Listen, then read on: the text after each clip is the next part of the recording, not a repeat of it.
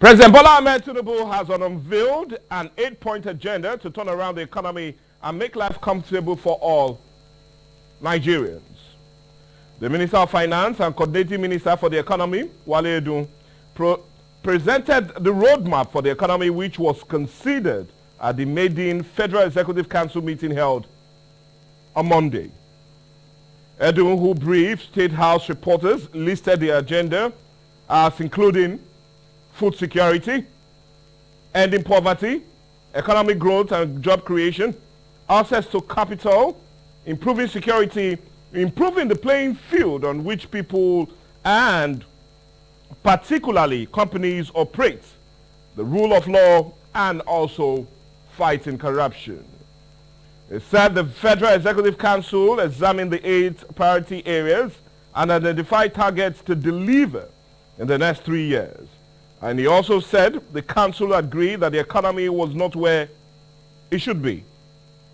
He noted that this administration met a very bad economy, with inflation put at 24% and an unacceptable high rate of unemployment, indicating that the present administration would not rely on borrowing, as he had pledged to be transparent, honest, and accountable to the people. Earlier, at the inaugural FEC meeting, President Tinubu has charged ministers to look beyond titles and offices and rather stay focused on the day-to-day tasks of their individual and collective contributions to the transformation of the economy for the uplift of Nigerian households. But the big question on the big story for today is undermining that the ministers have been charged to live up to their duties and ensure that the 8-point agenda is seen through. What would this agenda truly do to help uplift the lives of Nigerians and also help change the narrative? And if yes, it can, what can it be done to ensure that? And if no, what needs to be added to this 8-point agenda to ensure that there's a true turnaround of an ailing economy? Well, this and more as it concerns a look at this 8-point agenda of no other person but President Bola Ahmed Tinubu is what this big story is all about. And we're talking about President Tinubu's 8-point agenda for economic growth. And that's what we're having as a major discourse today on the big story. Indeed, you will agree with me that it's quite timely and a big one we need to talk about. Looking at that agenda he brought forward, or rather unveiled to Nigerians just the day before yesterday. But anyway, in the studio today, helping us to talk about it is a comrade in his right, but more of an economist. And I'm talking of no other but our very own comrade, Efe Odomo. Good morning, welcome to the show, sir. Yeah, good morning for having me for the second time this morning. Well, anyways, it's more like looking at what he said basically on Monday when he had that inaugural Federal Executive Council meeting. And well, I had to give the ministers strong words. But before we get into the 8-point agenda that this administration said it needs to turn things around, a lot, like I said, was said during the inaugural FEC meeting of this administration. Like in that meeting, he gave them, or rather gave the ministers a charge to live up to their responsibility. He talked about wanting not to lean on borrowing to fund critical projects of this very administration. But one I want us to talk about that was made mention during that very FEC meeting is the issue of the last administration messing up the economy. Forgive my language, because that's what we said. With what the coordinating minister of the economy said. He said inflation is put at 24%, unacceptable employment rate. So my question is going to set the base of our discussion today. Yes. And not just set the base, but also helping us state the facts. Now, with that saying that they met a bad economy, and is there a final admission, an indictment, that the last administration of President Muhammad Buhari left the economy in a sorry state? Yes, thank you so much, Mike. That's a very, very lead question. Actually, we all knew that the economy was handed over to the present administration in a very, very bad state. But what we could not take out of it is that most of the gladiators of today's government were also part of the last administration. Okay. So to divorce the two is a bit difficult. But is it a final indictment coming from this administration, indicting also an APC government led by the federal that they did so bad in pushing the economy where it is at the present time? Definitely you cannot say no to what they have said. It was an indictment on the past administration. Also, why I said the first time that they shouldn't have come up with that comment was because they are the same people that are still in this government. It's still an APC-led federal government. Okay. They should have said it in a better way. It's just like telling somebody that, do not let me tell you are crazy. You have already told that person that he is.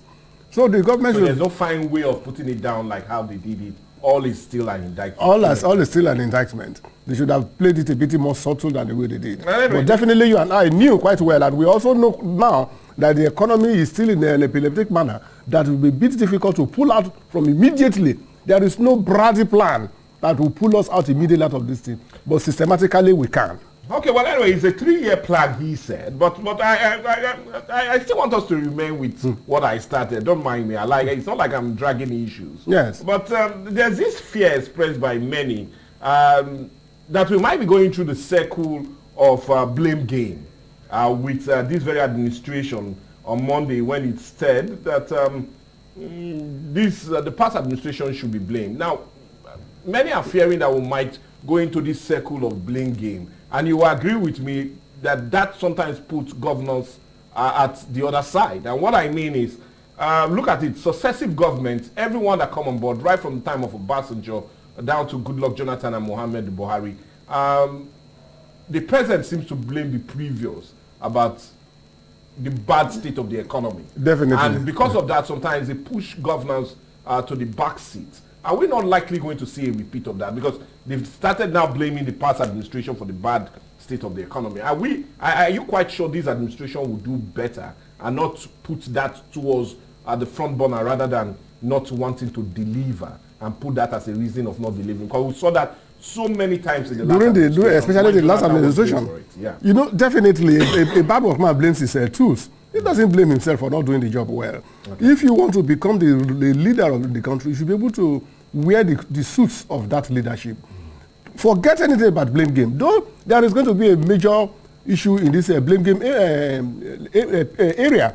Because when you want to start a governance, you are already saying that you inherited a very bad economy. I think that statement came first from Oshomole, that they should not blame this present administration because the economy was in shambles when they took it over.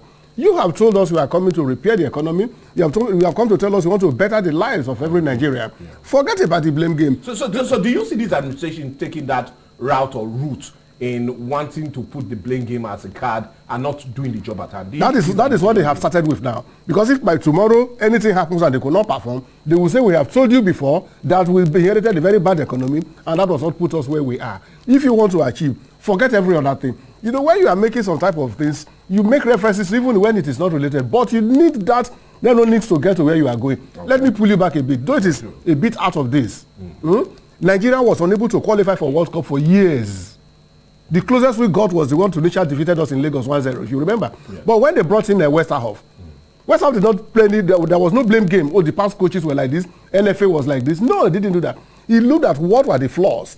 He started selling our players. From Finidi to Siasia, he sold them to European clubs. And when they brought them back, he achieved the first World Cup we had. That was USA 94. Yeah. So, if we have inherited bad economy the way it is, keep quiet. You have appointed, including technocrats. Yeah. And this is the first time for a very long period that the man came on board and appointed other party members into his cabinet. Okay. That's a good sign.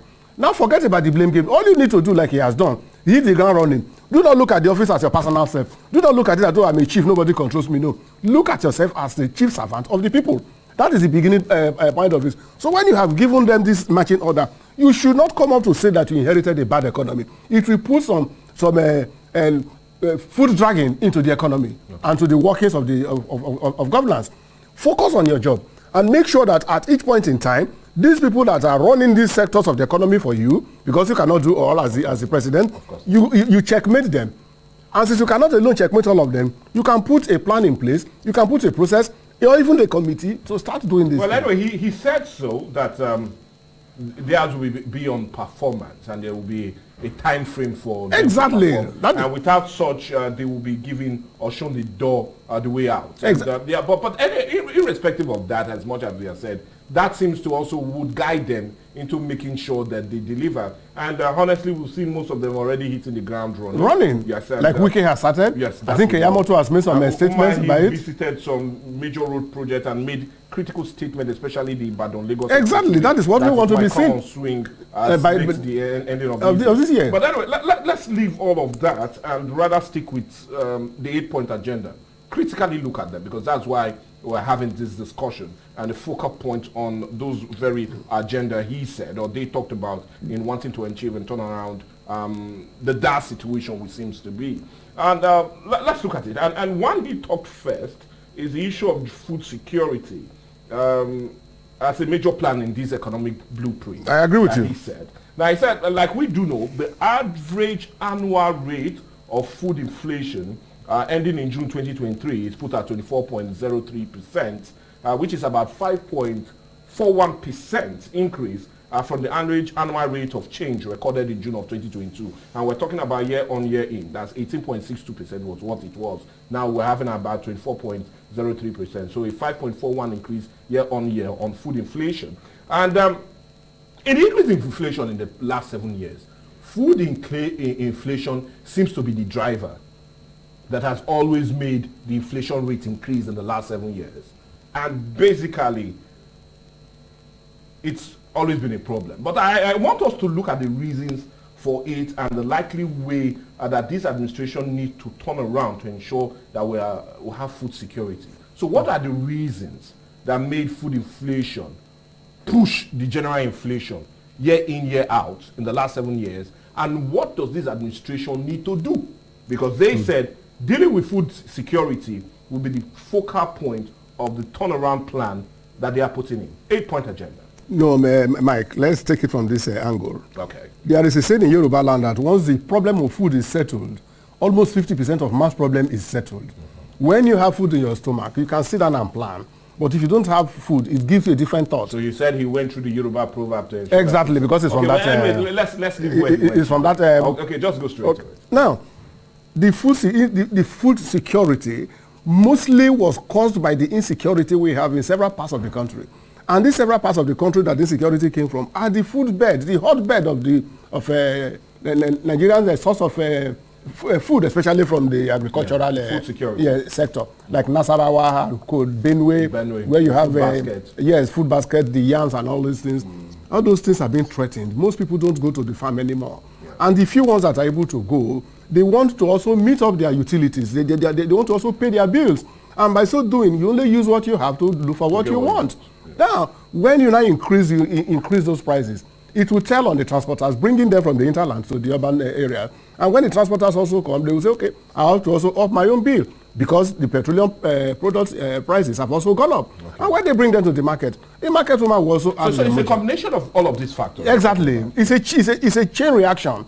Not only one factor, it's a chain reaction. Now, when you get to the market woman also increases his own price because he also wants to pay his own bills too. Of course, most certainly. Yes. I was in a church service one day when somebody said it is a sin for you to increase the cost of what you bought from the hinterland when you want to sell. And I asked him a simple question: how do you take care of your variable costs? How do you run your house utilities? At the end of the day, everybody admitted that yes, it was correct. What we need to do to address the food issue of what this government needs that is we. Okay. Your representative is there, which means you are also there. Okay, yeah. Yes, what we need to do to address these food security issues. One, let us first of all tackle the issue of the terrorism we have in this country. Security itself. Yeah, the security. If we're able to tackle that and people are free to go to the farm, they are safe going to the farm and coming back without any molestation or hindrance, it will further increase the level of output. Because when your output grows, it falls down the prices. It's a market. It's a market factor. Yes. You see, because when too much money is chasing too few goods, definitely inflation will go up. Now, if we can secure the farms and we can get more farmers going to the farm, would that also deal with the issue of high transportation cost? It may not. But it will knock out some other areas of the prices. And instead of having price increase in 3 or 4 places, it may come down to only 2 or even possibly 1. And when it does, it will affect the market price by the last man. Okay. It will. Then we are terribly in short of food supply in Nigeria. Nobody should take that one away. We should not shy away from it. So what the government needs to do, including yourself and myself, when they've started encouraging farming, everybody can go into farming. We have even those who are even graduates now, they don't even want to work.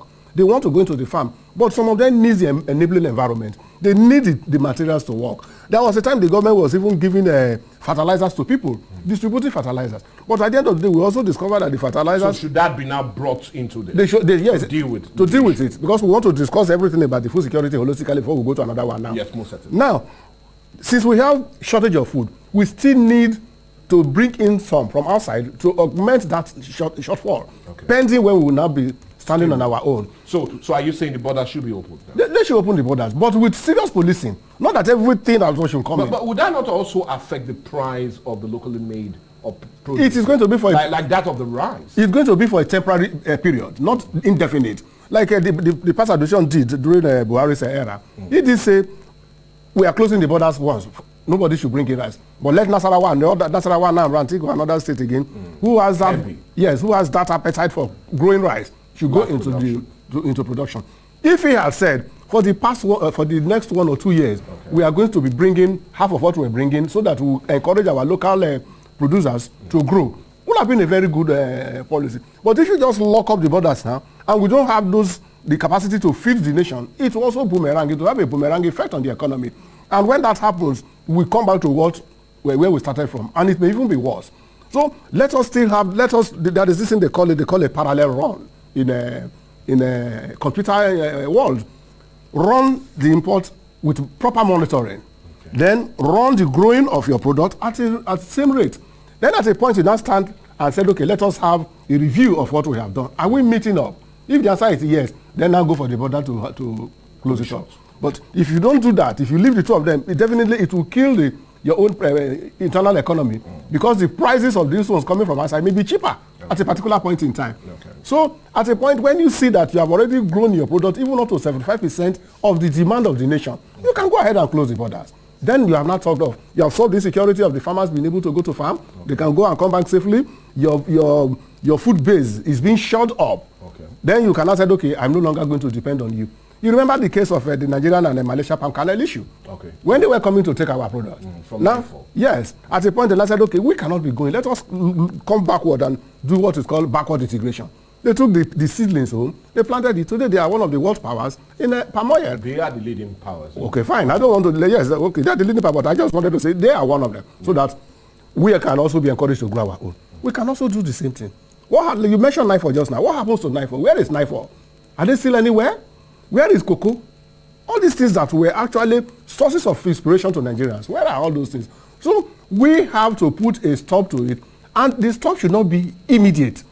The stop should not be immediate. Somebody that is drowning and you brought the person, were able to pull him out of the water. You cannot just put the person on his feet to start running. Gradually you revive the person. Then when he stabilizes, you cannot tell him to do what he wants to do. On the food security matter, solve the insecurity to the farmers. Give them the opportunity to work. If possible, give them tax holidays. That's what they call tax holidays. Let them be encouraged. Like somebody was talking one day, he said the most brilliant people we have around that we don't know are mechanics. Those who will pull down a whole engine, put it into pieces, arrange it back, and it will work. And they were not there when they were producing this thing. We look down on our farmers too much. Even some of them are even up to 5th-class citizens. What is your job? So I'm a farmer. I better put him aside. No. It will demoralize him. Let them have their own part, their own relevance in the society.